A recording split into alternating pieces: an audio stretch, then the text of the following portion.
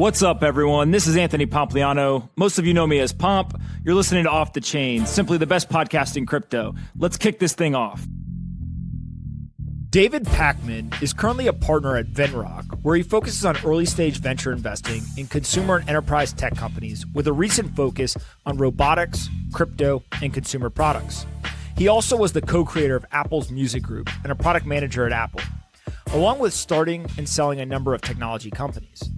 In this conversation, we discuss David's views on audio and voice, artificial intelligence, robotics, competition on the internet, why crypto can disrupt venture capital, and what is so interesting to David about the idea of crypto collectibles. I really enjoyed this conversation. All right, guys, bang, bang. I've got David here. I'm really excited about this because I think that you have probably the best understanding of other frontier technologies of anyone we've brought in here. So we're going to talk a lot about crypto, but we got other things to talk about as well. So thanks so much for coming to do this. Thanks for having me. Psyched to be here. Let's go through your background. I feel like you as a venture capitalist, a lot of people know, especially younger people, but you had a whole life before investing. I did. I still feel like I'm a new investor. So let's start from the beginning. You actually were a trained engineer? Yeah, computer science engineer from Penn. Yeah. Wrote a lot of code. And then how did you go from there to all of the music work that you did? Well, I was always a musician growing up. Okay. Played drums, still do. And was fortunate enough to be born at a time when the internet in the 90s was just becoming commercially adopted. Mm-hmm. And it was somewhat obvious that print and music, audio, were going to be the first two media types to be affected by digital distribution, right? So I started working for Apple during school, and then afterwards I moved to Cupertino and worked for Apple. And I was in the system software product group. I was a product manager and worked on a couple different operating system versions, and then saw this collision of sort of music and internet happening. Mm-hmm. And there was no need for, if you can send a song digitally over the internet, you don't need a CD anymore. Mm-hmm. And so it was somewhat obvious, I think, that was going to happen. And I proposed to Apple that, given, I guess my view was tech companies would be able to function as pieces of the music industry value chain, mm-hmm. maybe even replacing record labels, who I viewed largely as unnecessary middlemen that took too much of the value. Still true today. Mm-hmm. Artists deserve more, and we should try to get people, as many people out of the middle as possible, and connect artists with fans. It felt like that's what the internet could do. Yeah. So I proposed to Apple that they start a group focused on exploiting new digital distribution technologies and trying to build a new music business. Yeah. The reason I thought Apple could do it was not only did we have the technology, but we were also, Macs had been adopted by most creative professionals in the world, still true today, in almost every creative discipline, but especially in music. Every recording studio had a Mac back then. They still do today. Every artist had a Mac. So we had a certain level of credibility, I think, with artists that could talk to them about, hey, there's this new world coming. Yeah. And Apple said, that's a pretty good idea. Why don't you lead that? So with a couple other people, I started the music group at Apple, and we started to investigate different ways of ushering in a digital future. Yeah. What was it like when you first joined Apple? So pre the music group, I think a lot of people, especially in technology, just there were fanboys and fangirls of this company and the founder, et cetera. But what was it like when you first got there? Well, I was a fanboy too. Okay. I saw the Mac when it first came out and said, this is amazing. In fact, I used a Mac at Penn in an engineering school doing all my coding, and I was the only engineering student who was using a Mac. Everyone else was using PCs, and I had to find alternate versions of the tools that everyone was using. So it's pretty rare then. It's not anymore. And I loved the products. I just believed that you could create complex technology products that were easy to use. That was Apple's mantra: make great products. So I wanted to work for them in the worst way. Someone at school I met was an Apple student rep. Apple hires, I think they still do today, like a person on every college campus and sort of deputizes them to be like a junior representative. They paid you back then in gear. So I was like, that's good enough for me. So I applied and I got that job, and I got a laser printer. I was like the only kid on campus with a laser printer. That's what I got paid in. I wanted to work for them. I started working for them in the summers, like had summer internships, and then went to Cupertino for a summer. And I was in Kid in a Candy Store. What was amazing about, and then I eventually got a full-time job there. As soon as I graduated, I moved out to Cupertino. What was amazing was just the quality of the people. I mean, it was kind of warped me in many ways because I was like, wow, everyone is much smarter than I am and knows way more than I do and is, determined. They're passionate. And I thought every place in the world would be like that.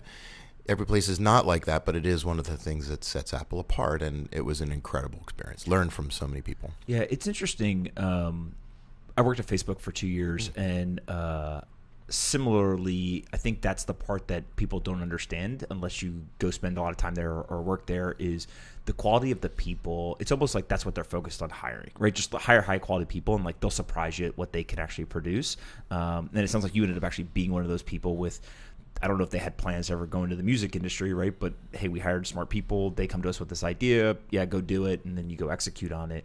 Do you think that companies can be successful without hiring kind of the best people, right?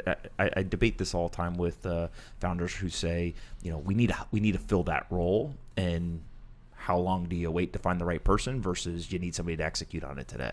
Yeah, I think it's tied to one other concept. You can't just try to hire the best people. I think you have to do two things. You got to hire the best people, and you need to empower them. And I think that there's sort of a set of managerial tactics that I would quantify as Silicon Valley best practices. It's how tech companies are built, and you working at Facebook understood this pretty clearly. Apple and Netflix and Amazon and Google. The concept is you push decision making down, right? You try to get teams small so that innovation is maximized, and you empower them to experiment, iterate, propose things. You try not to centralize all decision making, you try to decentralize it, you try to put all the innovation bottoms up. And what happens is if you've got great people who are motivated and you sort of set them on a direction, you get great ideas, as opposed to limiting the number of people who are allowed to make ideas, which is sort of the legacy way that companies were built. And it's proven to be massively disruptive to the way industries evolve. There are courses taught. There are consultants that try to teach half the companies we're staring out the window here looking at in New York City how to behave differently this way. And so I think you got to hire great people, but you also have to empower them to go be creative and experiment. And I think sort of the core root of Silicon Valley's advantage is this: great people who are future-oriented, who are motivated and incentivized to disrupt the past and make things better, are allowed to experiment until they do. Yeah, it's really interesting to hear you say that, because when you hear it, it's like, yes, that is absolutely what's going on there. Is that organizational structure, or is that more cultural, or is there kind of both? Yeah, right? Yeah. I mean, you have to build the org that way. You have to tell people that's what we want you to do. You have to demonstrate over time that that's the way products evolve. And then you build an institutional culture around it. But it's very common in tech companies. I'm using the term Silicon Valley broadly, right? We do that at New York companies, we do that in Austin. But tech companies are being built this way and have been for 25 years, and it's, I think, proving to be just a leaner, more nimble, decentralized, diffuse, get the best out of people focus. Yeah, for sure. When you started the Apple Music Group, this is pre or post like Napster and kind of all of the decentralized file sharing? Yeah. So around that time, there was this thing called MP3s, right? And this was like, we're talking there's some young kid listening right now. What's an MP3? Yeah.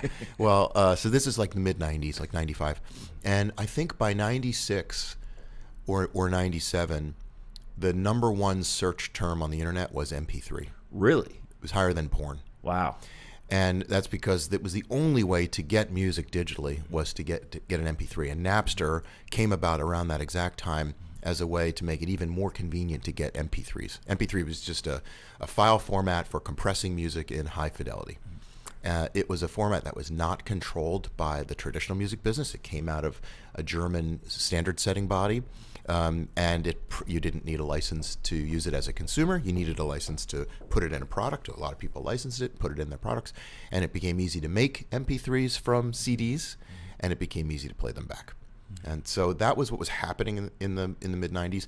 So it was just as Napster was emerging, that I was saying this is what's going to happen. And this is any idea of an iPod coming down, or several years before iPod, right? Yeah. Okay. And so as you started to get into this, was it, hey, we know exactly what we want to go do, or was it just there's Apple, kind of our ecosystem, our creativity, innovation, and there's music, let's go figure it out? Like how much was it a master Did not know plan? what we wanted to do, but I would say there were two main thrusts. One was we had a set of technologies called QuickTime, which was really a suite of audio and video compression and transport standards, so that you could compress audio and video, send them over wires like networks like the internet, and you could view them on a computer. And we wanted to promulgate those into a lot of different use cases. And entertainment is an obvious one for that. So how do we get QuickTime more adopted? Well, let's go to musicians who make songs and music videos and start getting them to use QuickTime to distribute music. And second, I think it was clear that MP3s were looking like kind of a mess to manage. You start getting a whole lot of them, and you need tools to manage them. And Apple's pretty good at end-user software experiences, so maybe we need software to help people manage their libraries of MP3s. And then you eventually saw iTunes emerge, a tool for ripping CDs and storing your libraries. And this is all pre-streaming, so you had these very large collections of MP3s. Yeah. And the creative's response to this, right? I think today it's become much more popular to, whether you're an athlete or a celebrity or a musician, to be a tech investor and kind of be entrepreneurial, et cetera. Back then, maybe like the hip hop industry, et cetera, was entrepreneurial in terms of they want to start their own labels and things like that. But what was the reception when you started talking about more like hardcore technology, right? Like QuickTime and MP3s, et cetera. Was it a good reception, or was there kind of a big learning curve and education work on your guys' end? Yeah, you'd be surprised that the forward-thinking people were the artists who almost always, if you think about it, are the ones who were adopting technology very early in the cycle. So in the 80s, you had all the artists adopt synthesizers long before traditional music did. And what did that do? It created a whole boom of sort of particular style of music or genres. Drum machines, same thing. Now thinking back, things like auto-tune and different algorithms used in music creation. So artists are very forward-thinking and love to try the new thing. Helps them get a different sound. The laggards were the record companies who at this time and still today are largely run by lawyers, since music is really a intellectual property. And so lawyers are by their nature risk averse. And I'm very control oriented, and so the record labels, the major labels, were complete laggards about it. Don't want to hear it, don't want to meet. We're not going to license any music in digital formats. We like the control that we have through CDs. We want to prolong this as long as possible. Is it like a fear of disruption, or it's just something like control? else? It's just control. We want to control it all. But the independent labels, the indie labels, because by also their nature need to experiment, they were willing to really experiment. And the first labels that were licensing music for use in digital download were all indies. Yeah, it's kind of the innovation comes out of necessity, right? Totally, Yeah. totally. And willingness to experiment. For sure. So you guys obviously start Apple Music Group. It's done amazing things that many people don't even realize kind of what you guys are responsible for. You eventually move on, and I think you went to like a private equity firm and started to buy businesses, grow them, et cetera. Two things before that is, okay. And this is a very typical path. When you go work at Apple or Facebook or Amazon, you might meet a whole bunch of amazing people and learn best practices, software development, organizational development, how do you hire people. But many times you might choose to take that to a startup. So most of my mentors, the folks who I admired and learned from, who were several years older than I was, that was their path. They were at Apple for a while, then they left and went to startups. So I was like, oh, I'm going to do that. And so I left Apple and I went to a startup. And this was in the mid-'90s. I went to a company called N2K, which was one of the first digital music companies, and it was trying to sell digital downloads online. Really? Yeah. And we had a CD store online, like we buy CDs, but then we were really pressing to try to sell digital downloads online. Very early, but the company went public and was pretty successful. It merged with its rival, CD Now, and we were an online music retailer. But we were also a record label, and the idea was, boy, if we could sell enough music online, we could sign artists, and then the artists could sell music directly to their fans. Yeah, that was probably 30 years too early, but the concept was a good one. It is funny that was the idea, because there's some people trying to do that now. Right now, exactly. Yeah. Okay, so you do that, and then how do you go from N2K to kind of the creation of this digital locker? Is something I want to talk about. Well, so the thing that was somewhat obvious was people have a lot of MP3s, and they're storing them on their local hard drives. But the internet connects everything. So what happens when you leave your house and you get to work and you want to listen to some music? All your music's back home on your hard drive. Well, it doesn't make any sense, right? So let's move the music off your local hard drives to the cloud. We started a service to do exactly that. It was called MyPlay. You could think of it as Dropbox for music. And one of the cool things was, once you uploaded your songs, you didn't have to download them again. You could stream them.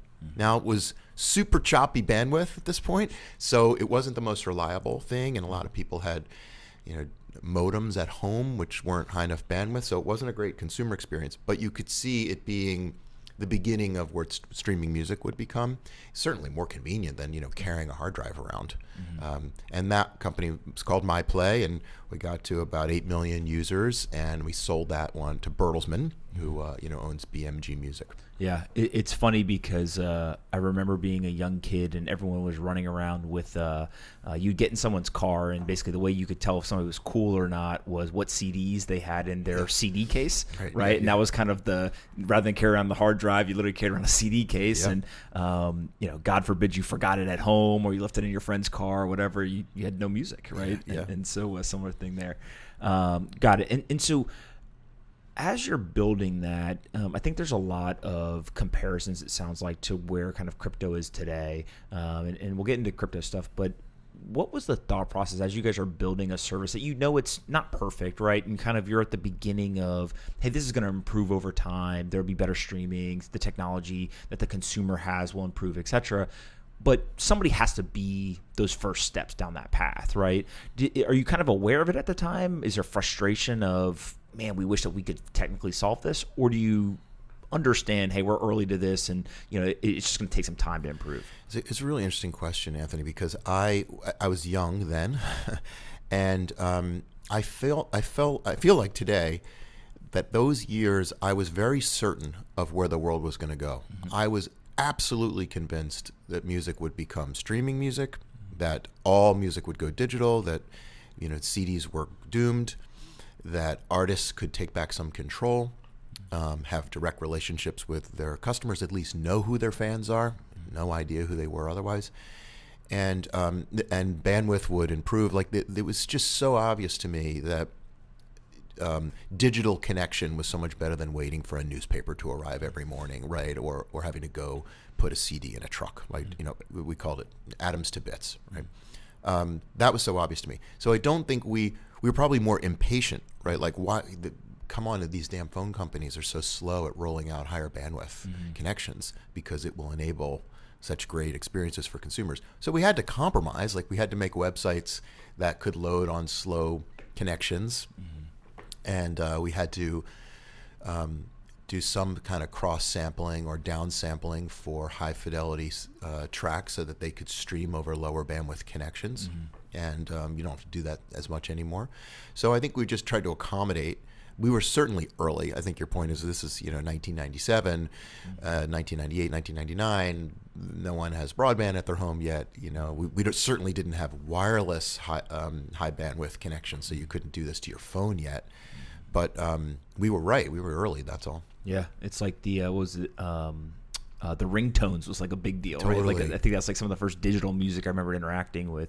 But it's interesting because a good friend of mine constantly says that the best entrepreneurs are short-term urgent, long-term patient. Yeah. Right. And I think that that's kind of a perfect example of, still today, right, that there's still streaming improvements going on, et cetera. And we're talking, 20 plus years later. So also, I think it's relevant to the crypto conversation we'll get to, I guess, soon, because I think a lot of people in crypto are certainly certain that the world's going to be more decentralized and that trust in institutions will continue to erode. And so we need to digitize trust.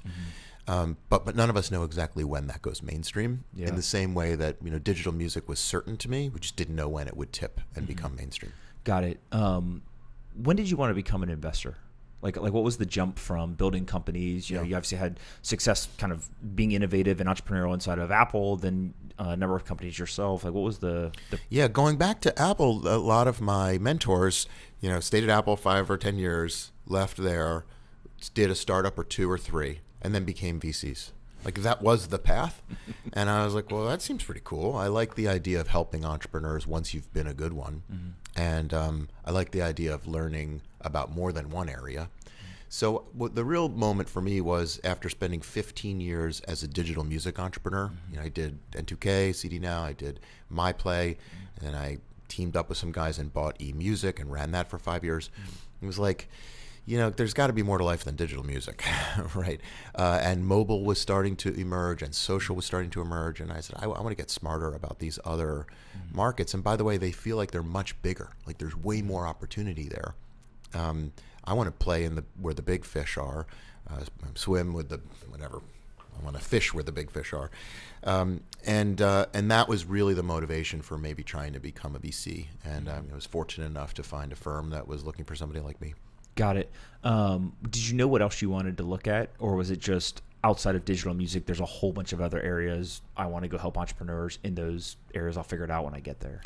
I've sort of been long internet since 1995, right? Like it was like this just changes absolutely everything. Like it literally takes the value proposition, the value chain of every industry and throws it up in the air, and it's all going to resettle totally differently. And we're still, I don't know what percentage we are into that, but think about the conversations you have with fintech entrepreneurs who are like reorganizing the insurance sector, right? Or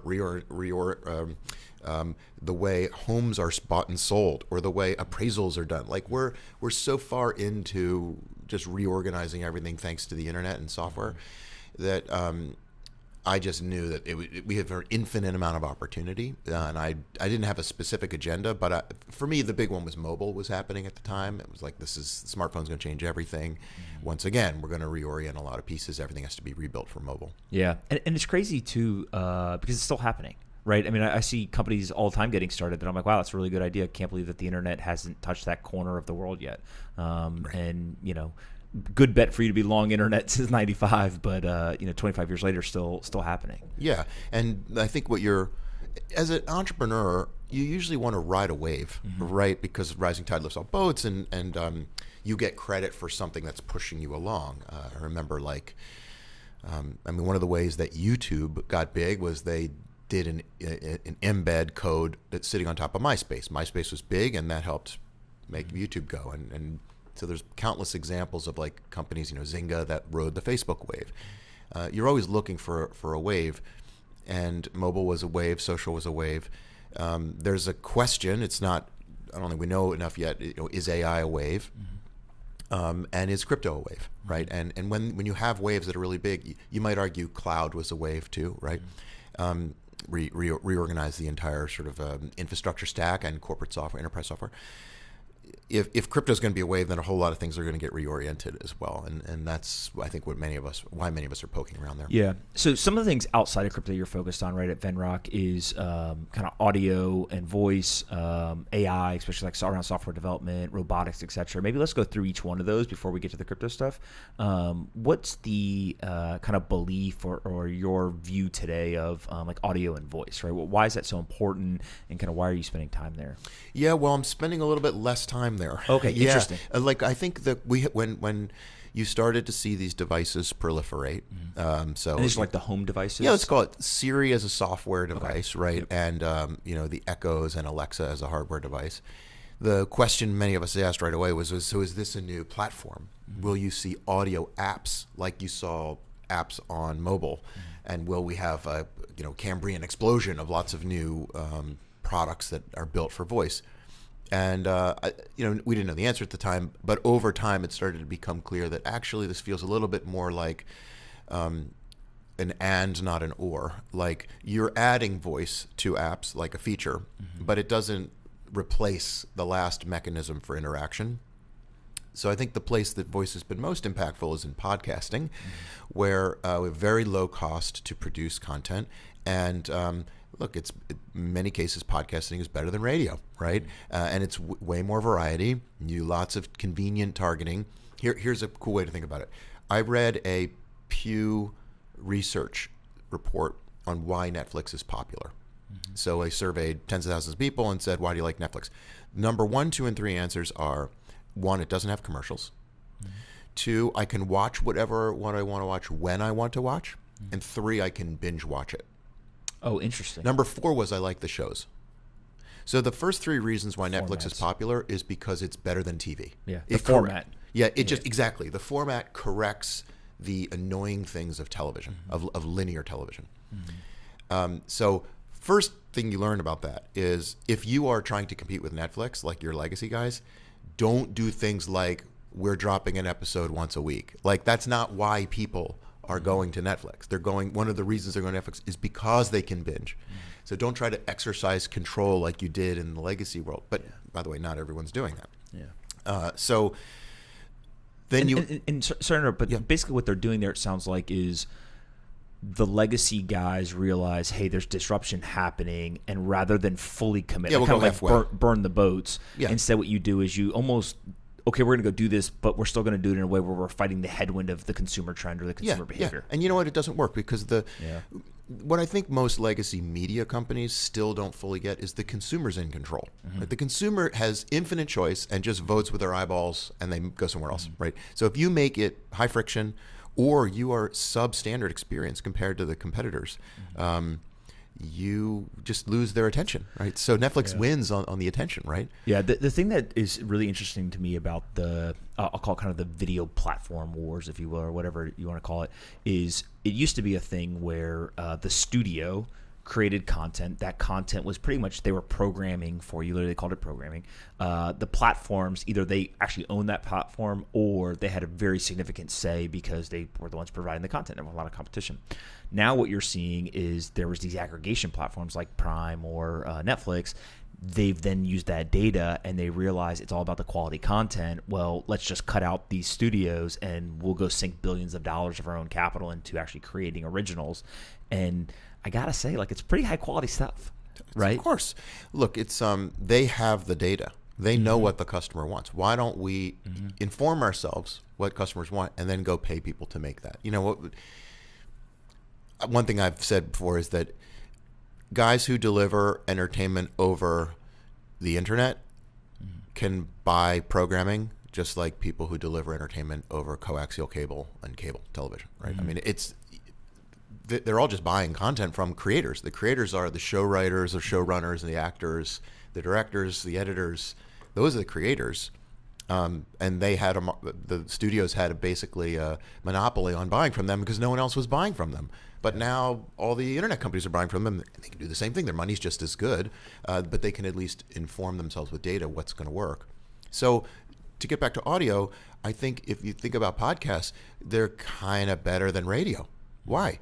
On demand, no commercials, or at least more tolerant amount of interruptive ads, or no interruptive ads at all. Maybe an sponsor read. It's a little bit more like public radio that way. But I can listen when I want, and I can binge watch, right? Yeah. And so I feel like podcasting, one of the reasons for its success is it's catering to the consumer. It's just a better product than radio, and that's one of the reasons for it. It's funny because, like, content, we know higher quality content normally wins, right? If the consumer likes it, they'll jump through hurdles to go get that quality content. Can I push? I'm not so sure that's always true. Okay, why? Depends what you mean by quality. Okay. A lot of times convenience can trump quality, but I think we're using quality differently. I'll just give you one example.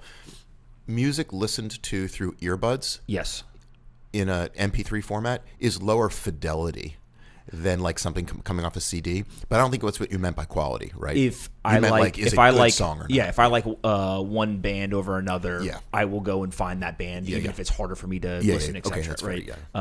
So agreed. The content in terms of I like it versus I don't, but that also brings up quality of the format, right? And so if you think of one of the things, I mean, from a personal experience, we do an ad read at the beginning of each episode after the introduction. Advertisers want you to do them during the episode, and there's people who do it. I personally hate when I listen to something and it gets broken up by ads, so I just refuse to do it. And I always joke that, like, you actually probably can make more money by doing it, but who are you optimizing for, right? Who's kind of the customer? And I think that a lot of these platforms have figured that out. Yeah, so I think in voice, my view is the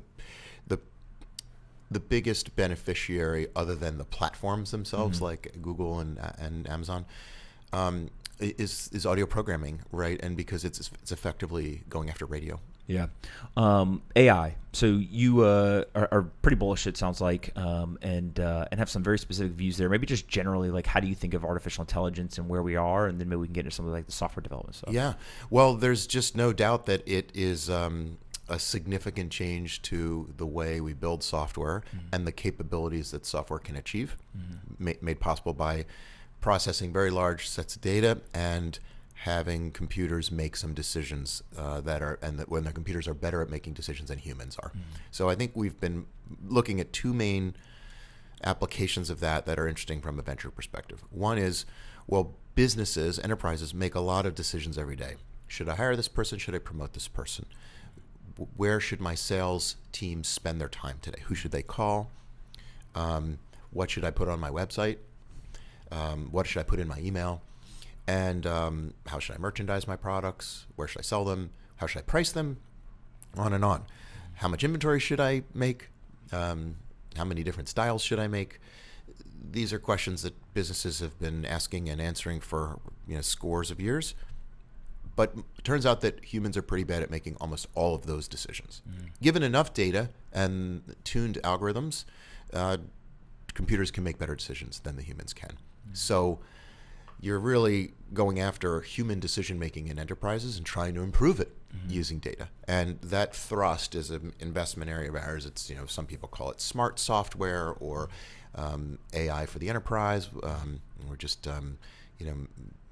software that improves decision-making in enterprises on a lot of different dimensions. Now, to me, that is that's less revolutionary. It's more of an evolution because, I don't know, 20, 30 years ago, there were people who just made decisions. I always think of like the madman. What do I put on the website? Let me lick my finger, stick it in the air. And, I think this is the logo, right? Or this is the motto.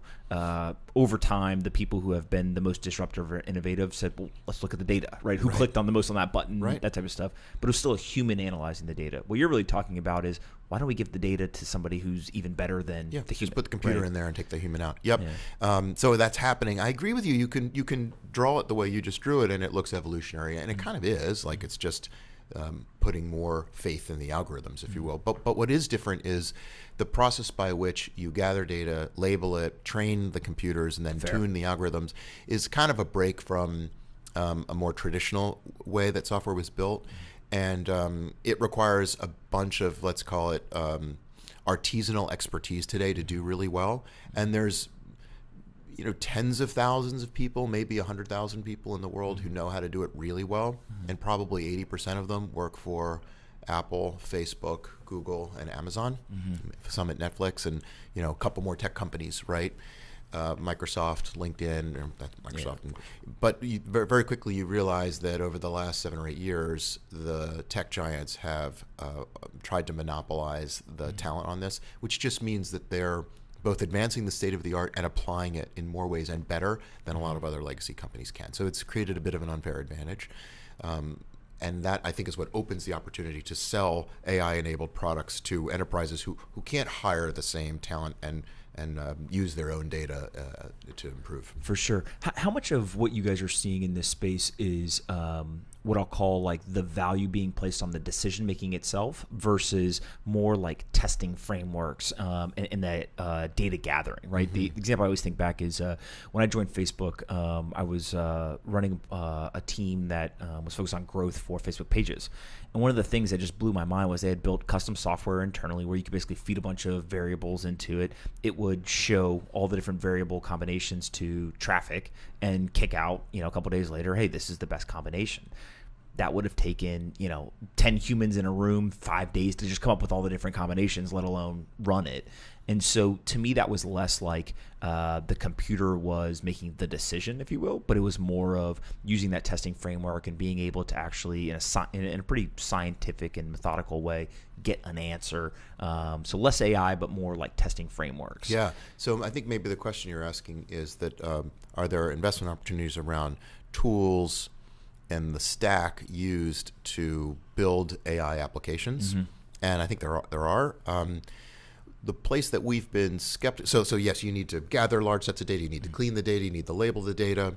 You need to build models. You need to tune the models. Sometimes the models should maybe be tuned like every day. So you need auto tuning models, and you need to make the models run on low power and sit at the edge in many cases. This is another specialty.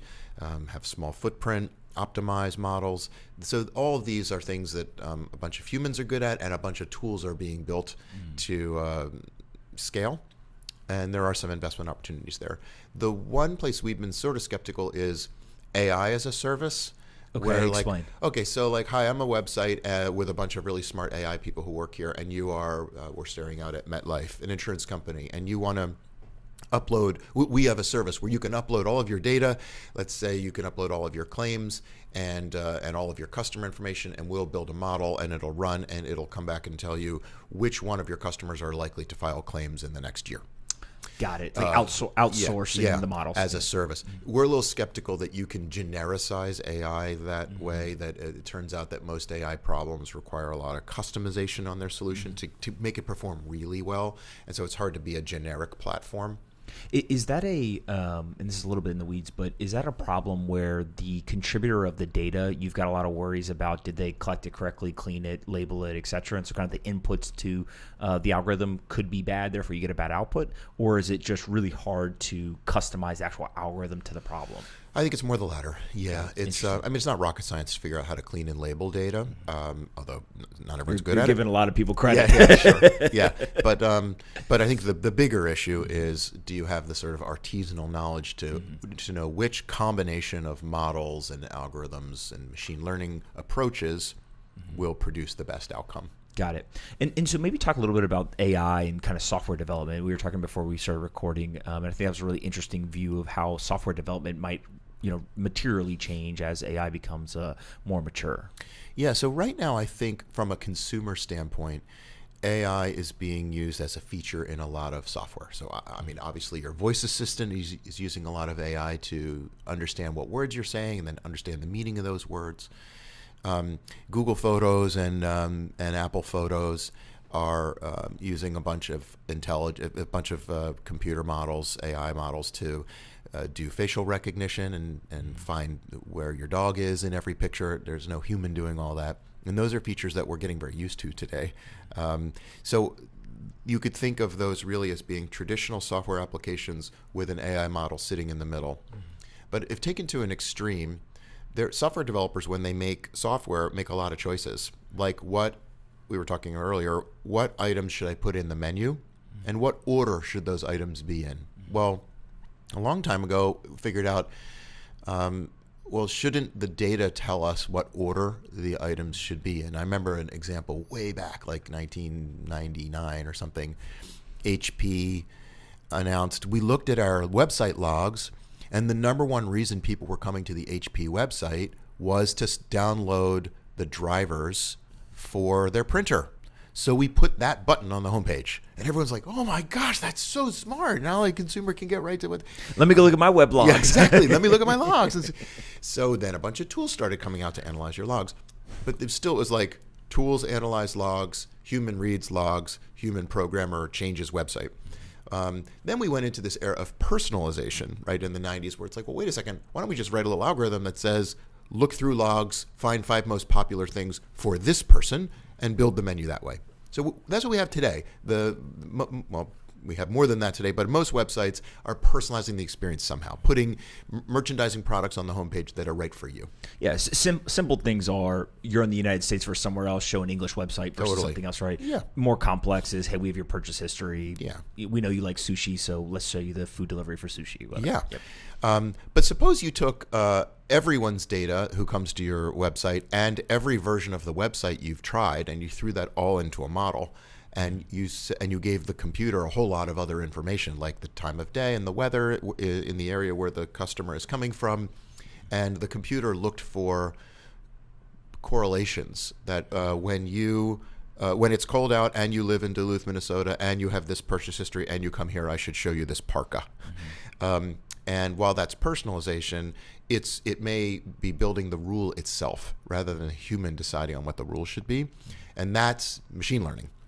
So we're at that era now where in software development, it may be best to remove the actual algorithms that a human wrote and instead let the computer build the model, let the computer build the algorithm to decide what should be shown or how to build, what features should be shown to the customer. And if that happens, if that really is true, then software development changes because your software looks like really just like one AI model talking to another AI model, talking to another AI model. And there's not a lot of tools to handle that. A couple companies that are doing that. So I think maybe software development itself could be implicated on a broad scale because of this change. Yeah. And as you think through that, it's almost to an extent you're telling the computer, hey, we don't really know exactly all the questions you should ask, right? So ask what you think you should ask to get to these answers. And so it brings two questions. One is now you're really reliant on the human telling the machine what to optimize for, right? So are you optimizing for purchases, right? One of my favorite examples is take a media company. They want to optimize for as much time on site as possible. That means you're reading a lot of articles and looking at their ads so they make more money. Well, Google actually optimizes for the exact opposite thing, right? It's how do I get you on the search page and you click the first result and get off the page. And so humans have to understand what they're optimizing for. The second thing it brings into question is like the downside of AI, right? Or kind of the fear, I'll call it, not even the downside, where what if the machines, go off a cliff and they start writing all these algorithms and, the Facebook example I think is the best one where everyone's like, oh, they were talking to each other. Maybe, right? Kind of how do you think about humans telling the machines what to optimize for and making sure you get that right, and then also how do you kind of prevent the doomsday scenario that is probably overhyped a little bit? I like that you asked the question because Facebook and Twitter already are using AI created algorithms to decide which tweet or which post to show you, and it's really good because you ever catch yourself just sitting there mindlessly scrolling, and that's exactly what it's built to do. That's the KPI, that's the objective function, is to keep you on as long as possible, right? Engagement and time spent. And it's working. And they're very good at it. They're really good at it. And I think as a result of that, we're starting to wake up to that. A lot of people are saying, wait a second, they're manipulating me, right? Or I don't want to be mindlessly scrolling and I'm having a hard time stopping. And that's because they know the psychology of the dopamine hit you get from seeing yourself mentioned or someone liking you. So it's all built, it is manipulating us. It's just, it's going to our base behaviors and keeping us on their website longer. And then some people are starting to wake up and say, I don't think that's good. So what are we going to do about that? You're going even so that's today. Like that is happening today. You're going even farther is like, can the software start to do bad things to us that its masters didn't ask it to do?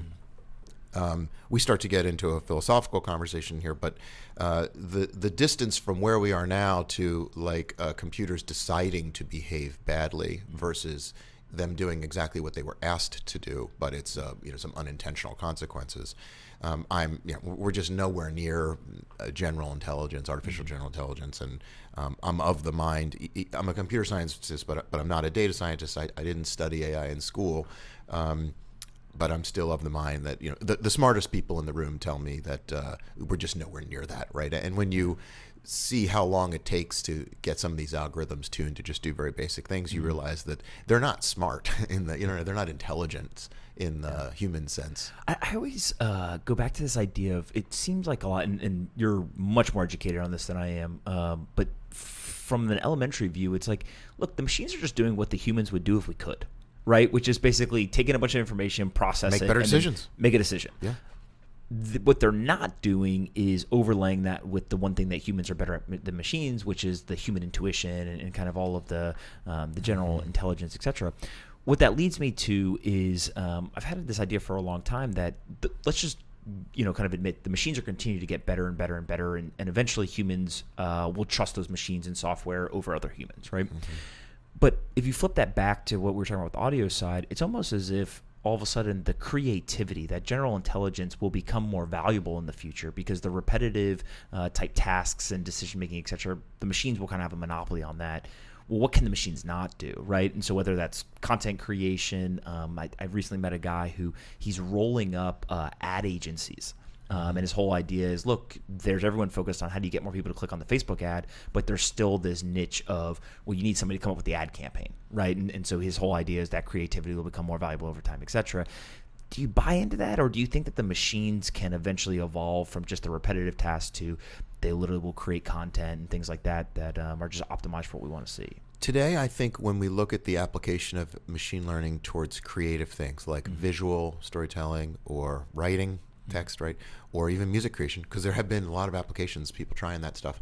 They most of the stuff is interesting but derivative, because no surprise, you feed it a lot of Mozart, it spits out something that sounds so strikingly like Mozart. That's amazing in and of itself. But when you think of like, will artistry be subsumed by computers? I think two reasons why it probably won't be for a very long time. One is, I think when you look back at the great artists, and I use that term super broadly, in all forms, in all media, they were initially doing something that was a significant break from the past and may even be heresy, right? Like, this is what is this? Like, I don't understand this. This is terrible. It doesn't sound anything like what other people are doing. It doesn't look anything like what other people are doing. And yet, it's that break that is the demonstration of their genius. It's original thought, right? It's something new, and that's what can be the indicator that something great is happening. And it takes time for the rest of us to catch up and say, wait a second, that is really great. And even though it's different, that's one of the reasons it makes it so great. So number one is I don't know that we're going to be able to just tweak the algorithms and say, yeah, I fed you all the Mozart, but now do something completely original. Yeah. The second is, I think we as humans like to understand the humanity behind the creator. What story led them to do this? And we can make up a story about a computer that did something or pretend it wasn't a computer. But boy, I think we like to attach, what is the Billie Eilish backstory about why, and boy, and now I really appreciate her music even more, right? So, and we're fascinated by that, and that's never gone away. So I guess I'm skeptical that like all the great moments in arts broadly will now be done by computers. However, there's a lot of fields where, let's just call it derivative, art humans won't need to do anymore. So like production music, background music, what music do you put on the bed of a commercial? Or boy, that will be able to be created by computer. It already is. Animation, like I drew all the main characters and the main cells, now fill it all in. Computer really good at that stuff. So I think it does impact human creativity, but not in the dramatic way like, okay, we're never going to have another great author again. There'll be no more Hemingways. Yeah, absolutely. So we talked a lot about kind of automation in the software world. What about in the hardware world, around like robotics and stuff? I know you guys have spent a lot of time there. What's kind of going on there, and what are you guys excited about? What's interesting is the macros. So we're basically at full employment in this country, and we have rising labor costs, hopefully getting to $15 an hour everywhere, but then it doesn't stop there. It keeps going up. And so we have people who employ humans who need a bunch of different jobs done that at $15 an hour or more start to become economically not possible to do, right? You hear about farm labor, the labor costs going up such that a farmer can't afford to produce food for us profitably. You hear a lot about warehouse type jobs, highly repetitive, low skill labor, where if labor costs keep going up, we won't be able to profitably produce different goods, and that's why those goods have been moving overseas to be produced. So one answer to that is automation. And the thing I want to stress, we've looked pretty closely at many of these markets.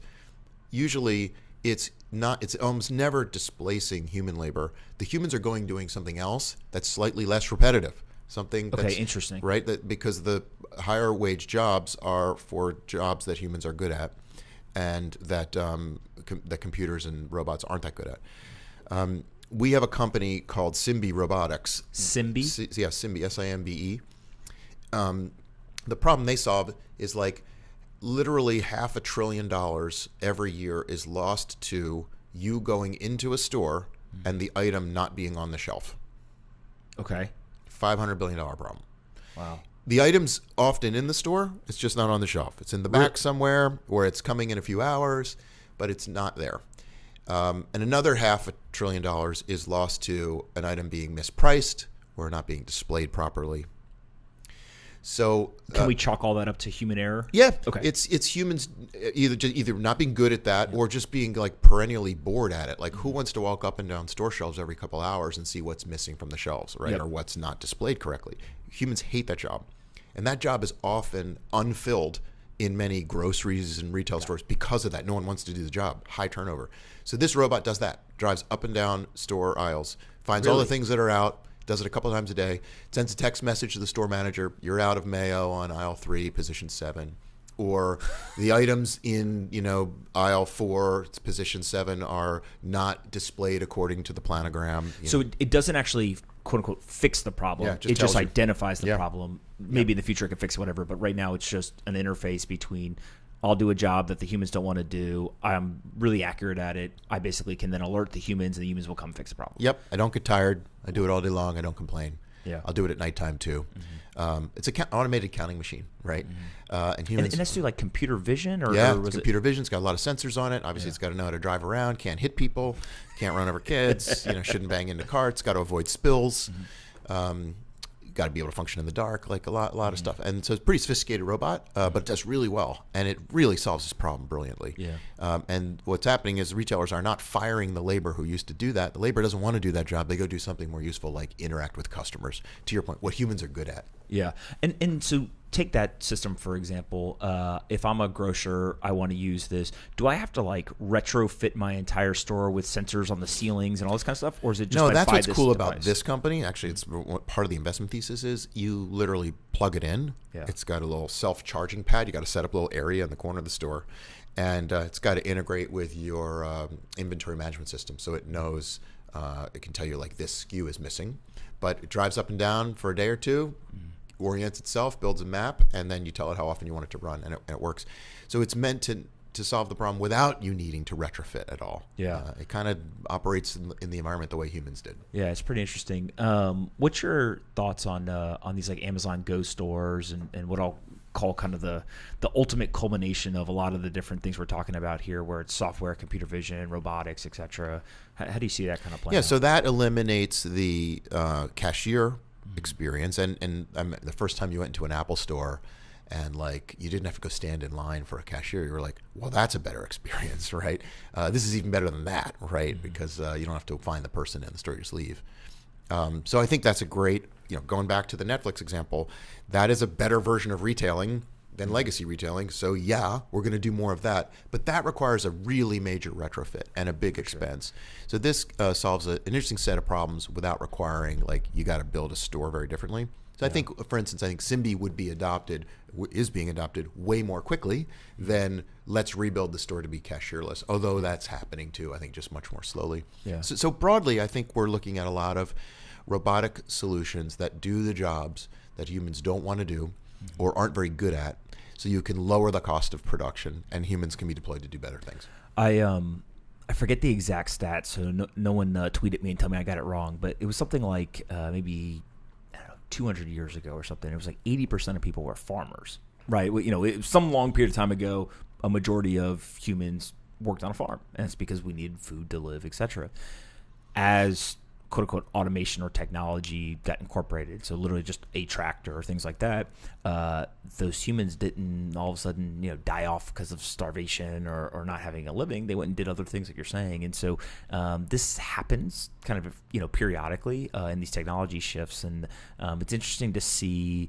I think it's happening to more white collar employees than probably previously, but it's also still happening in a grocery store or elsewhere, and I actually believe that the white collar populations are not expecting it, whereas I think you talk to a truck driver, talk to these people, like they know this stuff's coming, and so they're kind of quote unquote prepared. The white collar folks I don't think are nearly as prepared. Yeah, so I think broadly we agree with your point of view that something like 30 to 45% of all jobs are automatable. And that's 30 to 45%. Yeah, it's a pretty big number of today's jobs. Yeah. Some are blue collar and some are white collar.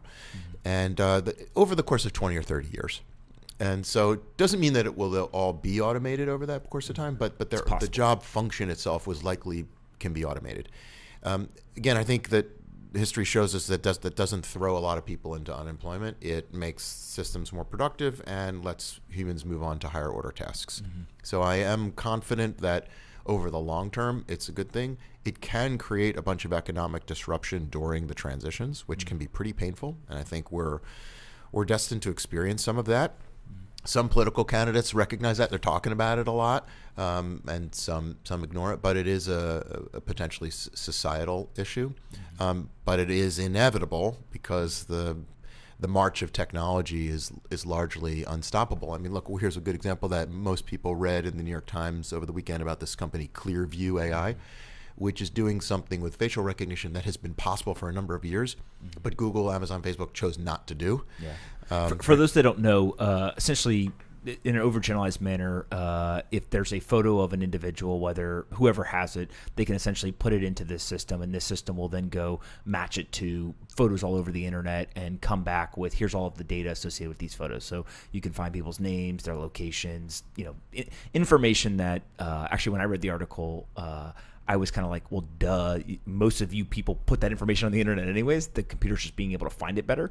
But obviously, if you look at it from like a law enforcement standpoint, the fear mongering scenario is, I take a picture of somebody on the sidewalk, and next thing I know where they live, right? And I don't like that system because that feels more like a surveillance state. Yeah, or a government that doesn't like people who are peacefully protesting outside can take pictures of everyone, find out exactly who they were, and have the IRS audit them, right, without you realizing that it all happened. I mean, there are a bunch of scary scenarios that happen. My point in bringing it up was a lot of people possessed the technology to do this for a number of years and chose not to until one entrepreneur came along and chose to do it. And so that's my point about, like, when it becomes possible, it will happen. Yeah. Do you think it's bad, not necessarily that specific scenario, but just do you think it's bad when some companies have the technology, they choose not to pursue something for whether it's ethical reasons, just not good for their business, their opportunity costs, whatever, and then somebody comes along and does it? Or do you think of it's less good or bad, and it's just kind of that's how technology progresses? I view the march of technology as inexorable, and it's like cloning, right? Like, of course, China was going to do that, right? And so somebody was, yeah, right? Right. So someone will do it. Whatever technology is possible, someone will do it. So it leaves you with two choices. You can legislate. This is where governments come in, and you set hard and fast rules about what society will accept and what it won't, or you try a more delicate approach in getting responsible companies to self-police, right? And there are examples of that work, both of those approaches working, and there are examples of both of those approaches failing. This is a debate that society should have. I think most of you're hearing this now. I mean, like CEO of Google just said last week, like, we are seeking legislation from the government on AI. That is basically him saying the government and society should decide what are the limits of AI. Because we don't want to be the arbiter. We will adhere to the laws, but the government should set the laws. Yeah, it's this is happening in a lot of different aspects of intersection of kind of society and technology, right? Censorship, I think, is the easiest one. I actually don't have a view because I haven't spent enough time thinking about it, but one of the most interesting debates that seems to be kind of percolating now with the U.S. presidential election coming up is, should platforms have a say in what political ads are run and are not run? So everything from accuracy to just, should we have political ads, should we not? And it seems like each platform's kind of taking a different approach. And, given in light of 2016 and kind of all the accusations from every nation state in the world at each other, you just get into this weird world of, like, one, who do you trust, right, in terms of the information, and then two, like, who should be making those decisions? And look, there's 330 million people in the United States. I don't think you're going to come up with an answer that everyone agrees on, right? And so this is going to take us to crypto because really... you see my lead in. Yeah. I mean, this is the root of why a lot of people are excited about crypto, is that what happened in the arc that we just discussed from 1995 until 2019, the internet enabled incredible things. Everything went digital. Every bit can move around the world. We've wired it. The world, 3.5 billion people. We're going to get the rest of them on the internet as well. Everyone's connected. It lowered the cost of publishing, freedom of expression, not in all countries, but in many, it democratized access to a lot of information, and it did two other things that are the sort of unintended consequences, or at least consequences that maybe not everyone foresaw. One, it allowed for manipulation, because if the cost of producing information is really inexpensive and access is free, then you can put out disinformation, right? And people are doing that, and guess what? That's working. And two, I think what we didn't really foresee is that the new platforms would combine data with access, and the data would become centralized and powerful. And so now we democratized access with the internet. What crypto, I think, hopes for, or many of us think about as Web3, is can we democratize data so no one can have a monopoly on your data. And so you sit inside of one of kind of the most respected venture capital firms in America, right? And you guys are investing in all kinds of different industries. Maybe we just talked about. Why pay attention to crypto, right? Is it a thing where, hey, we see opportunities to make money and our job is to take LP's capital and go make money? Is it this is going to touch everything and so we got to pay attention to it? Is it personal interest? Like when you guys first start to look at it, I don't think there was a lot of venture capital firms that were like, I'm starting a venture capital firm focused on crypto. I think it's naturally been this progression. It's like, what drew you guys into it? Well, for real, we are followers. We are looking for where is the future going, irrespective of what we decide to do, and we want to be on that path. And what we're looking for are waves that are not just small changes in the future, but big ones that can disrupt legacy industries and reorder value chains and be vectors themselves for progress. So we've seen a lot of those. In my life, I've seen a bunch of them, right? I saw sort of personal computers. I saw internet. I saw mobile, social, and cloud. And now we might be on the cusp of seeing another. AI, not clear if that's going to be a wave or really a sort of evolution. Like augmentation. Right? Yeah. It's definitely something. And there's good debates on both sides. And crypto, right? Decentralization. Do you have more confidence in AI being a wave or crypto, or do you not look at it as like a comparative? I don't know. I never sort of stacked one against the other. I'm investing in both. When I say I don't know, I don't know. Like, I mean, really, my human brain is not capable of predicting, and so I'm looking for signal. In AI, I think we are seeing very strong signal that it makes highly more performant software. It works better than humans. It works, and so it's going to be applied everywhere. Does that reorder markets is an unknown question, and we're watching a couple indicators to see if that's true or not, or is it just everyone gets good at that, just like everyone got good at cloud. With crypto, I feel like it is such a departure, both from a software architecture perspective, the way you build things, and from a philosophical perspective. And the last time we saw as big a philosophical change as sort of Web3 was really open source.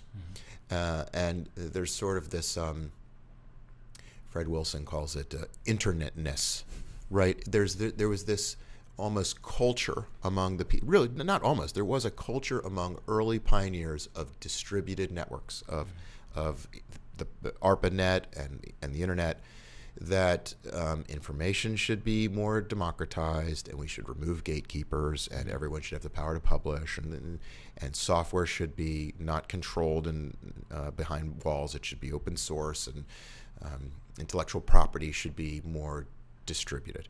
And that was the ethos of the internet, right? It's kind of one of the things that led to Wikipedia.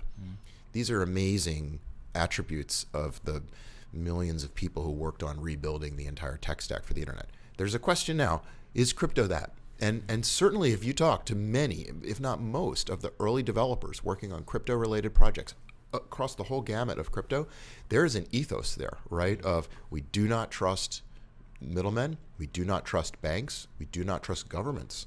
We may not even trust the media anymore. And we need to find software systems that enable people to communicate, where you can trust that there is no more middleman, so we can trust the communication is authentic, and we'd like to exchange money or value or do transactions without an untrustworthy middleman as well. And And we want to build that architecture in a way so that your data is your property and you can revoke it at any time, and it can't be amassed by a single party anymore. And there's an ethos there, and that's a very powerful ethos if it sticks. Like, I mean, I think there are somewhere between tens of thousands and hundreds of thousands of software developers working in crypto right now. It changes. Many of them have some piece of this ethos, if not all of it, and that's going to drive major change if it holds. So we're watching that closely, and that could be a wave, and that would be a very big wave. Yeah. So this brings up a question that I think a lot about. I do not have the answer because I don't even know if there is an answer, but it's this balance between society believing something and the technology being available to make it reality, right? And what I mean by that is it's pretty well documented in these Pew surveys, et cetera, of the degradation of trust in institutions and centralized authorities, right? So you see this in the media, government, kind of a lot of things you just named.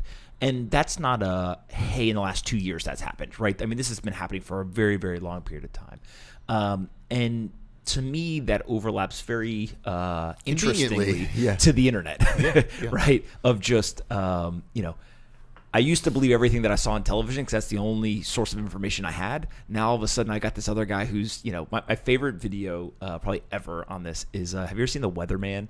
And he's standing. The movie, And no. It's like it's a clip of a weather guy, and he's standing in a parking lot, and it's raining hard, and he's standing, and it looks like the wind's about to blow him over, right? He's struggling to stand there, and in the background, there's these two young kids in shorts and a t-shirt, just walking by, and they're just walking like they're walking to their car after they ate lunch, right? And again, I get it, right? Some people would argue that television is entertainment, right? It's not just news, whatever, but it's a perfect example of like, come on, right? And so over time, this has happened.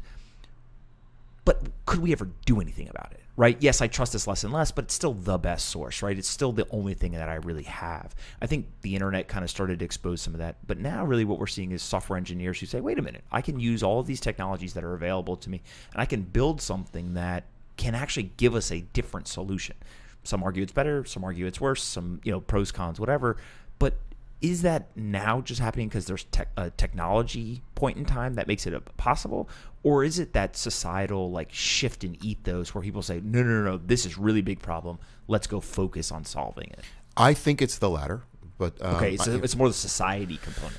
If you just ask the developers working on decentralized technology, why are you doing this? And the answer usually corresponds with the decline in trust of institutions and middlemen. Many people who are really excited about crypto come from Eastern European states with highly untrustworthy governments and media, state-run media, surveillance states where people disappear.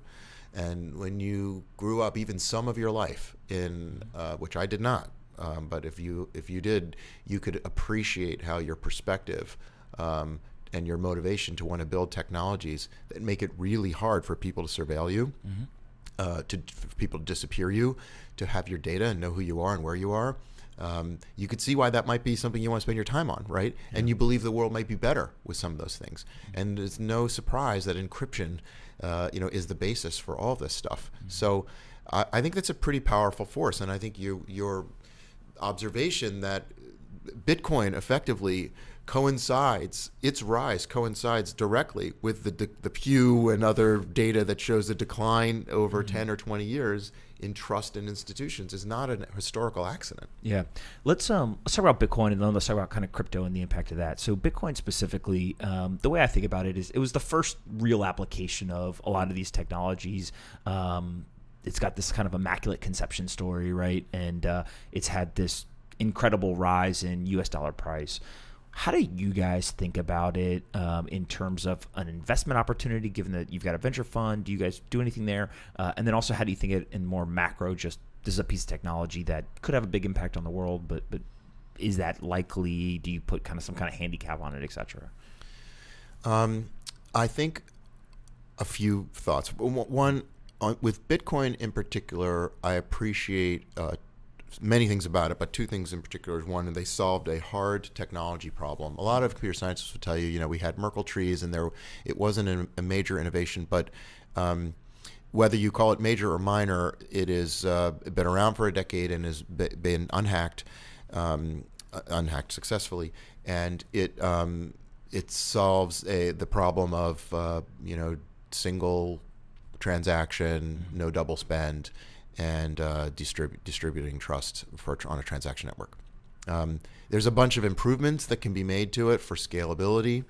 The way Ethereum looked at that and said, well, hang on, we can do more than just manage a ledger. We could actually execute code.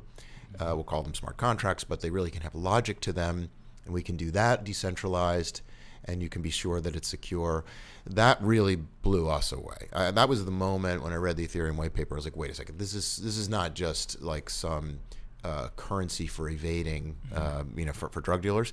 Like this is really significant, and so that's informed my view of how my little brain thinks a lot about crypto. There are use cases related to transactions, whether that's store of value or money, and then there's an entirely different opportunity around rebuilding the web stack, where applications and data are decentralized, which is, as I said, sort of a fundamental shift to the way we architect apps.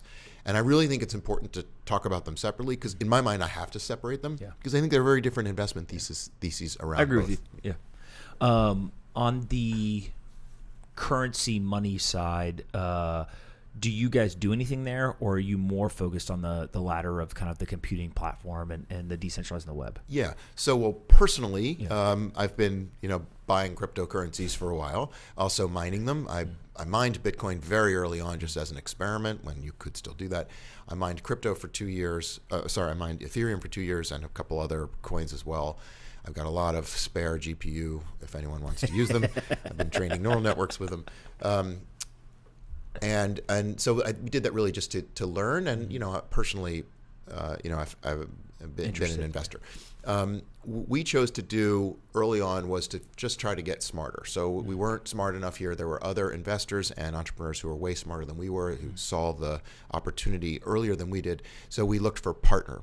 And what we found was this great group in Brooklyn called Coin Fund, who manage really a venture fund that is a combination of cryptocurrency that usually is illiquid at first, so they get involved very early in projects. They do protocol design and digital economy design, and those currencies eventually become liquid, and also equity investments. But they're sort of an early warning indicator for us that really help us sort through the thousands of crypto projects in a lot of different dimensions, and so we invested in them, and they're our partner. They've been very helpful. The partnership's been very successful. And they now have multiple funds. Some are liquid only, and some are non-liquid. So I think we participate that way. That's one way. And separately, we have made investments ourselves as a fund in both in companies that denominate their value in tokens and companies that denominate in equity. Oh, interesting. So we are comfortable doing both. And so when you think through the value of the equity versus the tokens, kind of the value accrual, how have you guys thought about this? Because I think this is probably the biggest question I get from the institutional world of institutional investors realize something's happening. Too many smart people looking at it, working on it. I got to do something. They understand equity, right? I make an investment, it's going to go public, it's going to get acquired, whatever. There's also this token accrual model where it kind of looks like equity, but sometimes it's not, sometimes it is, right? It just looks a little different. Do you guys separate those, or do you look at it as there's companies and products being built and we'll do both, and we frankly don't care which one is which? Yeah, I kind of think of three, actually. Okay. You got equity, you have security token, you have utility token. Yep. Okay. Right? And the reason it's important to separate that is the security token is really trying to be a proxy for equity ownership, right? It may have a different set of rights, but and it's either equity in a company or equity in a piece of property, right? A physical asset. So there's a whole category of people in crypto focus on fractional ownership of real estate or art or sneakers, or where you're taking a physical real world asset and you're trying to fractionalize its ownership into a liquid market that otherwise wasn't liquid. We are fortunate that our LPs allow us to take a broad view. We are used to having more than just ownership in our companies, but having some rights that protect our ownership. And you often don't get much of that if you're doing security token as a proxy for equity ownership. So we tend to be, I would say, even in the crypto projects, the world really swung after 2017 and beginning 2018. A lot of projects went back to raising venture capital in a more traditional model. So the overwhelming majority of our crypto holdings, if you will, are equity. Often when we're buying a token, there's an equity right associated with it, or it's a combination. So we're pretty flexible, but I just think that's where the market is right now. Yeah, absolutely. You did an interview with my fiance, Paulina. She's a much better interviewer than you are. Absolutely, she gives me a hard time and critiques me all the time. She says I'm too nice to people. You are. She's tough. And one of the things that you said in that interview that I found really fascinating, she asked you about kind of crypto replacing VC or competing with it. And I think this was more kind of the token investing. Anyone in the world can participate. And you actually took the view of like, we should encourage this. This is a good thing. Maybe talk a little bit about like how you view something that I think most venture capitalists would say, wait a minute, I like our business, right? We're pretty good at this and we can make money. Why be so kind of bullish on the crypto investing that's been going on? Well, I don't like gatekeepers. I just think they're endowed with an inauthentic authority, right? That somebody put them in this position through a set of fortunate circumstances, and they are making their best, but usually arbitrary decisions about whether allocating capital or deciding who should be seen in an art gallery, or who should, what song should be played on the radio, or whatever. I don't what books go on store shelves. I just don't like that. I don't think it's sort of fundamentally unfair. So we should try to get rid of gatekeepers, right, and let consumers decide what they want to listen to, watch, etc. Give them a lot of choice. There are so VCs are gatekeepers, right? We allocate capital. To the extent that you can get more funding sources for entrepreneurs, if we can get more entrepreneurs to have more at-bats at trying their next great thing, I think that's great. That'd be good. That's good for all of us. It's entrepreneurship drives economic growth, wealth creation, makes jobs. It's probably the most important engine of our economy.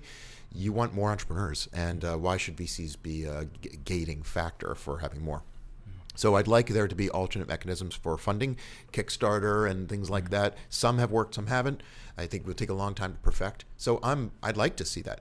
To the question of like, does it replace VCs? I'm skeptical of. Okay. And as I think they can coexist, because I think that if you look, VC as a function has actually withstood a lot of different change. It's been around for a long time. I mean, the Lawrence Rockefeller started doing this type of investing in the 30s. And then Venrock, more formally in the 60s. And it hasn't changed all that much, right? So there must be something about even in the face of a lot of technology and market change, humans still seem to be decent at being an allocator of selective capital and then helping build those companies. So I don't think we go away. I will steal a little bit of Mark Andreessen answer to this question, where he's been asked this before, and he sort of says, the nature of companies seems to be changing a little bit, right? We've got on one extreme like DAOs, right, and on another extreme, just remote work or different ways of building enterprises. If that changes a lot, if they're token based and not equity based, you might have to have a real change in the way capital allocation is done, and maybe VC has to change a lot. But if companies are still mostly kind of what they are today, then it might not change. Yeah, I mean, that's logical, right? Of just companies have been the same way for tens of years, and so capital sources doesn't change.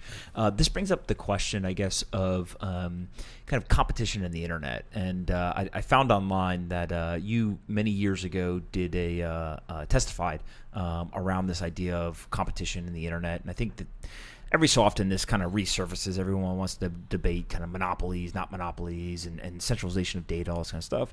But competition in venture capital has pretty much stayed the same. Now we're seeing competition with the average investor, right? If I can just set up a website, accept funds from anyone in the world, that's pretty competitive with venture capital. How do you think about the internet empowering competition, and how does that intersect with some of the things we're seeing in crypto? The argument that the internet giants have made around this is that our competitors are one click away, right? So it's very easy to change. That might be the best way I've heard their argument summed up. That's what they say. The truth is that data, right, is the monopolistic fuel that empowers the sustained market dominance of a lot of the internet giants. Personally, I love the products of a lot of the internet giants, so it's kind of hard to hate them. Whereas like you hate your telecom company because like the service sucks, right? Or you hate the airline because they treat you like you're cattle. It's sort of still hard to hate Google, even though they're so dominant, because that website is awesome.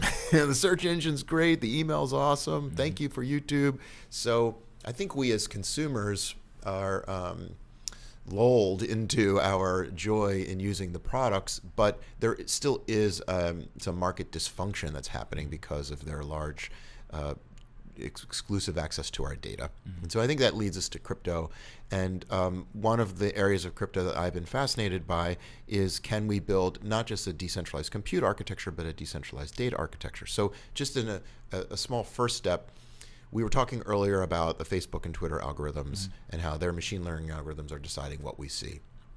Well, suppose we could all take our data, which is like our tweets and the things that we've read and favorited and who we're following, and we can take that wherever we want to whomever's algorithms we like the most. Or reversed, Twitter could say, we'll just be the place where all the data is living, but anyone can plug a different algorithm in. So if you don't like the tweet stream we're showing you, let's use some other people's stuff who might not be so inclined to allow politically manipulatable speech to appear in your feed, right? Twitter seems to be, Facebook seems to really like putting that in your feed, and Twitter is not so sure how they feel about it, which is sort of typical of everything about Twitter.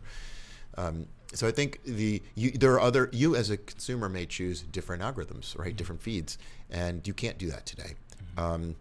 So there's a couple of different ways to re-strike the dominance of the internet platforms, but the biggest way that starts is if you have sort of revocability of your data and you can take it elsewhere, and that is made possible by decentralized architectures. And this is what excites me so much about the decentralized web.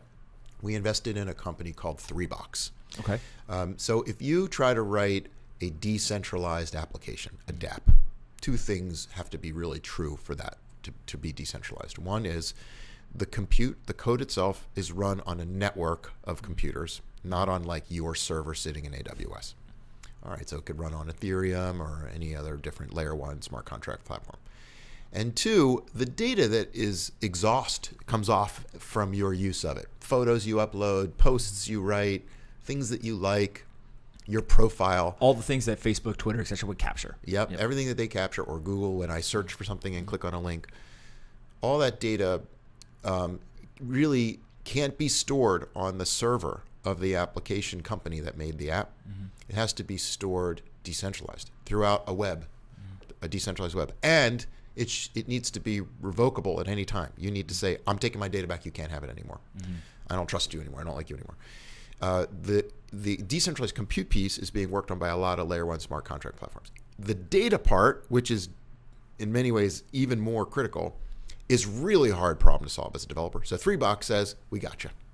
You just write to our API, and we run a decentralized data network, and your data gets stored in IPFS on an Orbit database and with our schema, and we even will do an identity layer on top of it, and it's all permissioned, and you can be sure that you're essentially compliant with a decentralized architecture. That to me is really exciting, because that enables the decentralization of the mainstream platform. So a couple of questions about this. One, the name 3box, is that because the data gets stored in 3 boxes or more type mentality, or is that a... I think the 3 is more on Web3. Got it. And because the data gets stored in, a whole it bunch can be of an places. infinite number of places. Yeah. Got it. And then in terms of if you have an application, I'm a user, I access your application, you're using 3box, or you can't see kind of all of the data, right? You're not capturing it. What controls do they have over my data? Yeah, so first of all, the data is fully encrypted, so no one can see it. But people have, you've awarded permission to an application to be able to use it. Got it.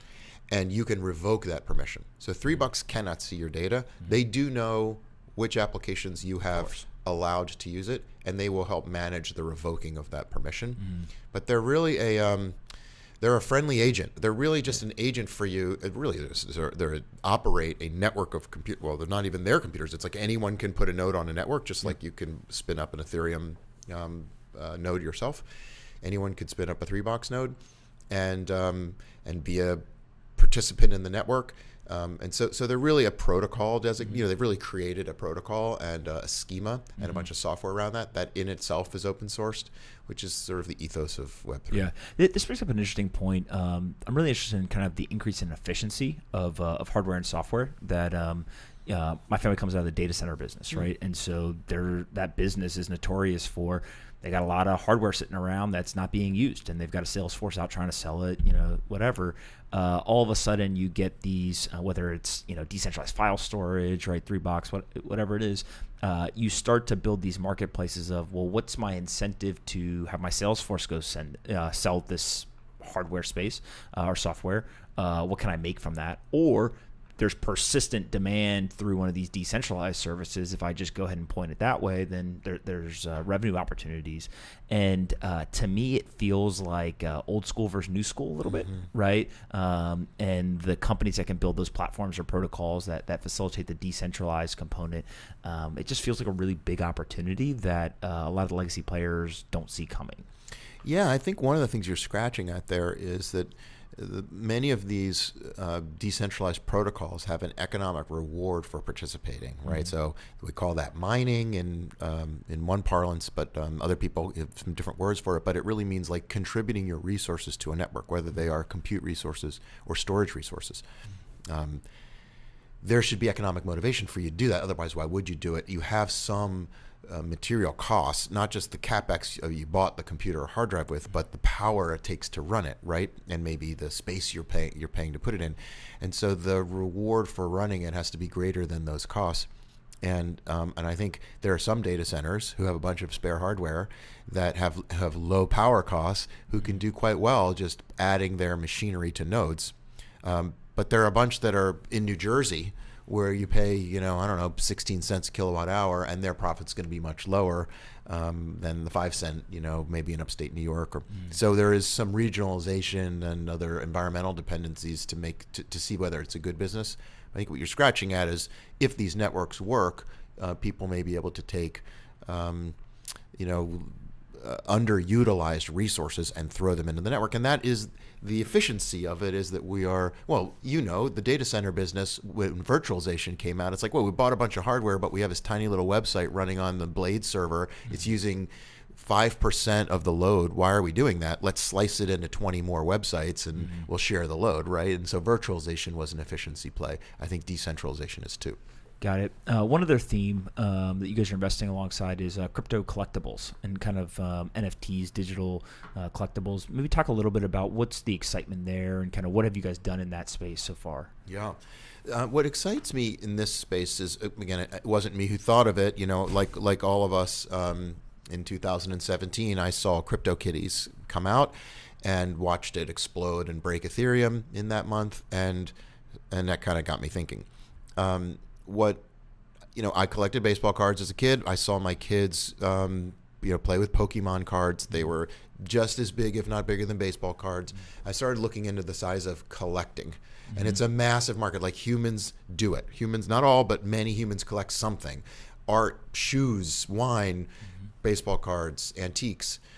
And then I started reading up on the psychology of collecting. Why do humans collect? And there's psychologists who have documented like 7 different reasons why we do it. And it's like a thing humans do. So it's really big. Well, I like to see pre-existing behavior as a proof point for why something can succeed. So collecting is big. What we don't really do is collect anything digitally yet. There's some evidence we do, like in-game items, but those are centralized. So and they have Fortnite, Cape or something. But we can't. It's very hard to sell that. So collecting. And one of the reasons why we collect is like for investment reasons. We want to hold it and then profit from it later. You can't really sell your Fortnite account. You kind of can, but you have to do it on eBay and you lose your whole account. So you can't really sell the items. And most of the most valuable items in games are not liquid. You can't trade them outside the game. But what CryptoKitties, what Dapper Labs demonstrated is you could build a crypto collectible. You could build a digital collectible that has provenance, you know who owned it, has authentication, it is real, can have scarcity. There is only one.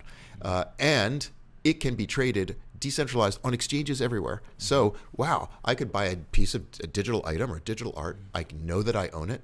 The company who built it could go out of business. It still functions because the code is totally decentralized, running on an open network. And I can sell it later if it increases in value. That to me feels like that could unlock very large digital collectible market. It hasn't happened, it hasn't crossed over in the mainstream, but that's the thesis for our investment in Dapper Labs. And they are trying to take what they built around CryptoKitties and now do that with the NBA. They've announced a big partnership with the NBA. They're going to have a game come this year that allows for moments to be collected, and there can be rare ones and not rare ones, and you will know which ones you own, and you can use them in games themselves in the way you use Pokemon cards in games, and hopefully they'll go up in value. And so that's a pretty interesting experiment I'm excited about. There's one other area that I'm not doing much in, but I'm watching, which is the fractionalized ownership of physical collectibles. Like, would you take a great painting and slice it into 1,000 tokens, and you could sell the tokens, and those tokens are liquid? Or we're staring out at a giant piece of real estate. It's not really a collectible, but there are people who would argue that we should fractionalize real estate and other large asset ownership and have them trade on exchanges. So it's a little bit less about collecting, but it is about fractionalized ownership, which is also made possible by crypto. So this is really big if it happens, and we're watching it. So my last question before we get into the rapid fire to wrap up is it happening? Right, kind of. I like your way of talking about AI, crypto, et cetera. It's like we're looking for these waves, right? There's early data points that say, hey, something interesting is happening. A lot of smart people, a lot of capital going into this. How do you evaluate for those that ask, like, hey, is this real? Is this happening? Is it a wave? Like, what's your answer there? Yeah, so I've recently changed my mind a little bit on this. Oh, interesting. I was of the mind saying, yeah, I need to see a killer app be built by decentralized app developers. I'm looking for that moment in the way that there was a killer iPhone app that proved that mobile was a thing. And then it'll convince me. Because this trading stuff is speculation. And I've been convinced that is the wrong way to look at it, by Tom Lee from Fundstrat, who he says, I'm going to get the numbers wrong because I haven't looked at it in a couple weeks, but I believe he says a bit. I may have them inversed, but for every barrel of oil that is consumed in transportation, so like burned, right? It's traded 16 times for every one time that it's bought. Interesting. And for every US dollar that is used in a transaction, it's traded 30 times. Wow. Now, I may have them reversed. Yeah. I think the numbers are 16 and 30. I'm sorry, Tom, if I'm getting it wrong, but I am giving you full credit. But the whole idea is there's a lot more financial Speculation yeah. is the superset. It is the killer app, actually. And it precedes demonstration of other applications. So now I don't believe that in order for crypto to be big, there needs to be mainstream non-speculation use cases. I think they may come. But I think that speculation is a killer app. And what's nice about that is the behavior that's happening right now, right? And in big numbers, right? It's very small compared to other asset classes, but millions of people, right? Hundreds of thousands to millions, depending on the chain. So I think that is reoriented a little. And the investors who were smarter than I was, who bet on, let's call it, trading infrastructure, custody, wallets, all the things you need to enable speculation are going to do just fine. And not every one of the companies will succeed, but that infrastructure has to exist. If what that means is, 16 to 30x the volume will be in speculation than is in transactions or other uses, then it was a really smart bet of theirs. Yeah. So I think the answer is it is here.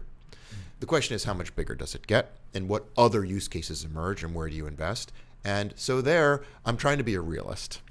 I'm like, show me the money, right? Or just show me evidence. The evidence I see is developer demand, which is what led to the 3Box investment. They've had more than 20 or 30,000 download and installs of their 3Box package. That's really big. It's really big, right?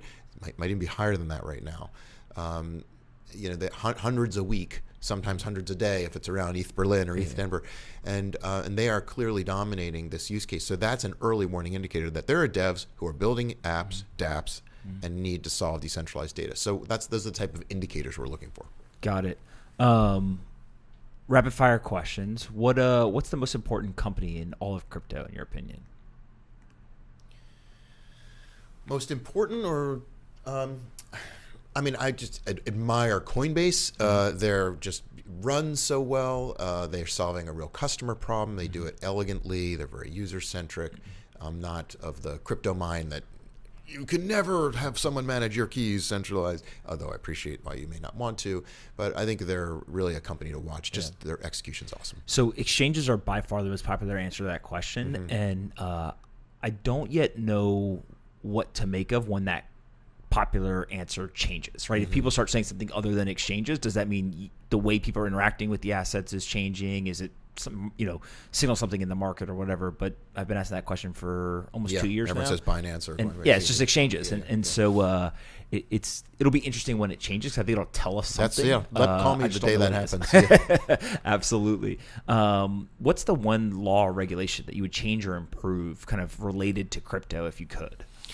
Yeah, there's a lot, but the one I would change right away is that companies who follow the sort of Reg D approach to effectively listing a coin should be allowed to have them trade on exchanges in the U.S., and that's not possible yet. So basically, just keep the Reg D rules, but change what happens if you follow those rules. At very least, you should, if you went Reg D, you should be rewarded by your token being able to be liquid, and they're not letting that happen in the U.S. But I would change so many other things about the way the SEC's approach this. For sure. What do you think your most controversial thought in crypto is? So something that you believe is true, but most people will disagree with you on.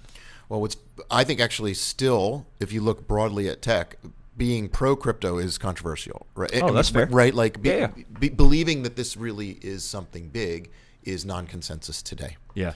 It almost feels like second half 17, a lot of people were just like, I don't know what this thing is, whatever. Then second half 17, all of a sudden people were like, wait a minute, like, did I miss it, right? Or am I making a mistake? And then it was like they all got suckered, right? And the price crashes, and now everyone's like, oh, that thing's written off again. Yeah, so I think the hard question to answer, right? So an LP asked me, what is the advantage of building a dApp?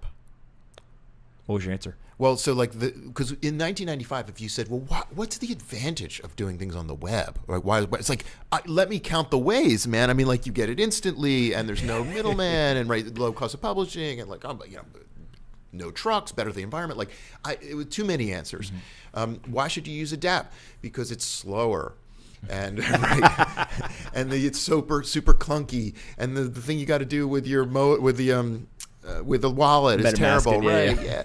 Like, not good answers. But the answer is a developer-friendly answer today, right? It's because you can trust the platform; they won't revoke it later. But that won't work. That doesn't answer the Pew question of why are you using a dApp? And but I'll push back on that, right? Like, you still had dial-up internet, right? So like, hey, the newspaper gets delivered to my door, or like, I can take up my phone line and dial up to the internet to read the news. Like, there's some comparisons. I don't know if it's quite as clear, but I think there was still some user experience stuff that wasn't as good. Yeah. So in the answer of why will you tolerate the inconveniences, there still has to be a good thing you're getting out of it.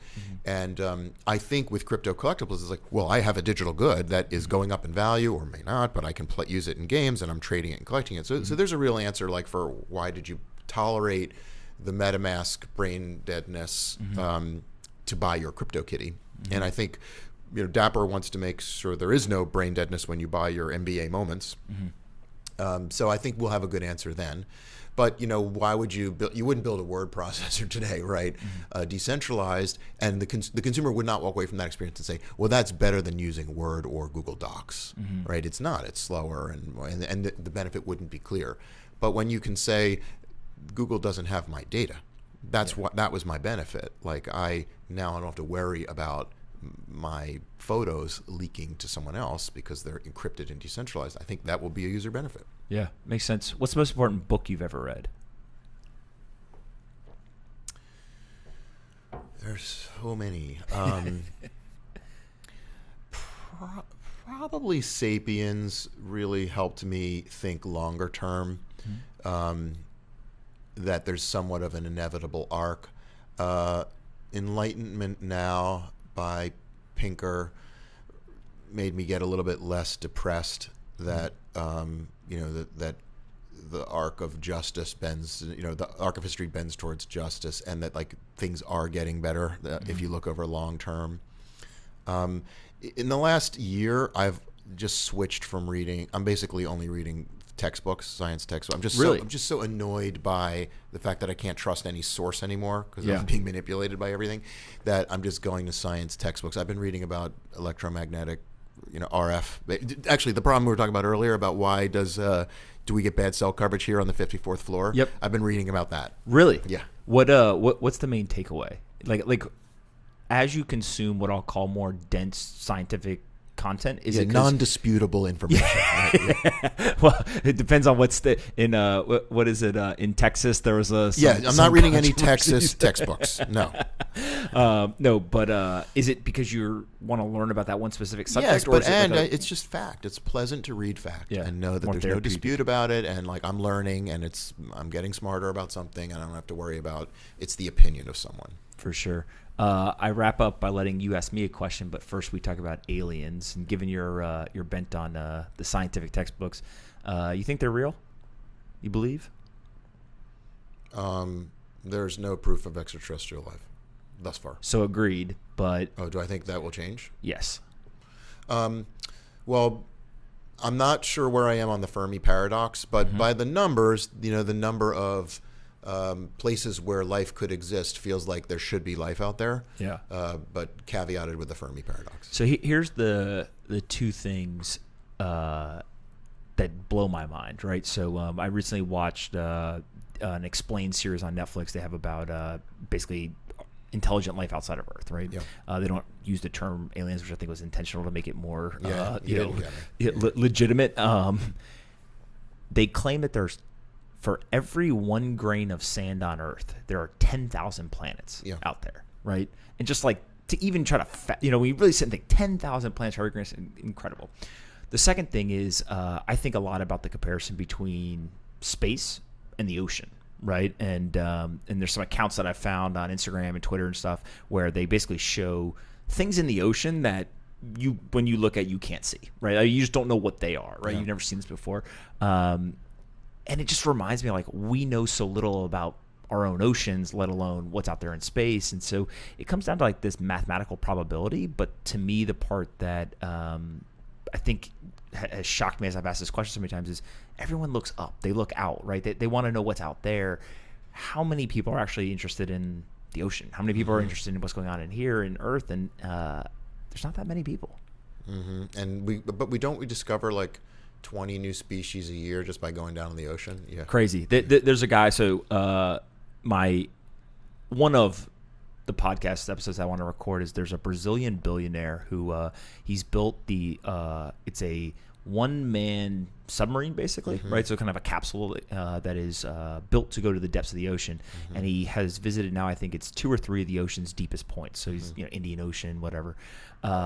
And you see him, he's in this little thing, right? And, rich guy, so like got other things he could be doing.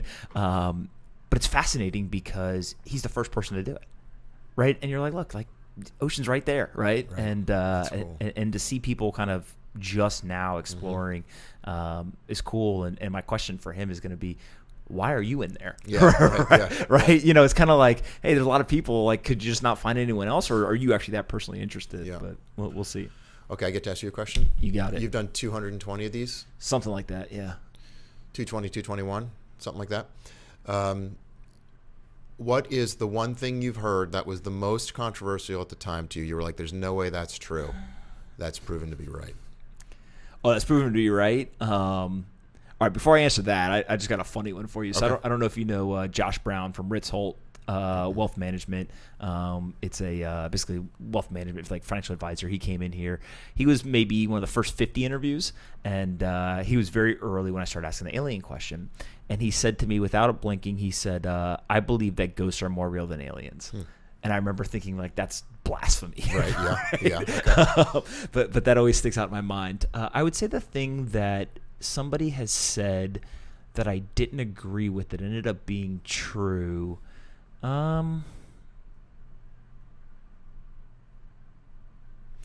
This is recency bias, but we had a guy, Mark Schneider, come in, who a nuclear engineer, and one of the things that he really explained was a lot of the causes for the Chernobyl, Fukushima, etc. How much of it was human error, right, compared to more like technology or just the actual nuclear. So kind of as I looked at that, that was pretty eye-opening. And then another thing that I think has been pretty interesting is it's not so much that it was controversial when he said it, but Jim O'Shaughnessy, when he came in, he spent a lot of time talking about just like, look, I don't know, but that's how I look at every market, right? I'm a quant, so like I don't know the answer in stocks, I don't know the answer in Bitcoin, I don't know any of this stuff, and he's really like spent a lot of time both publicly and helping me see like humans are really, really biased, right? And like we think we're so smart and we know nothing. And it was backed up. I read 2 books. You probably read them, Super Forecasters, and then Algorithms to Live By, I think is the name of the book. Read that one. And both of them, they hit on similar things, right? Of just like, we know nothing, right? And I think when you take that perspective at a lot of this, all of a sudden you turn into more like curious, I want to receive the information, rather than like, I know how the world's going to move and let me go invest. As Bloomberg says, in God we trust, but everyone else bring data. I've never heard that. That's pretty good. All right, listen, where can people find you on the internet and Venrock? Follow me on Twitter at Pakman, Pakman. DM me, talk to me. Also, find me on the Venrock website. Reach out anytime. Let me know if you're working on something great. Awesome. I really appreciate you coming to do this. Great honor to be here. This is probably one of the more fun conversations I've had. Hey, so that's good. I'm going to tell Paulina you said that. She will. She'll think you're lying. But I appreciate it very much. Yeah, thanks for having me here. I appreciate it.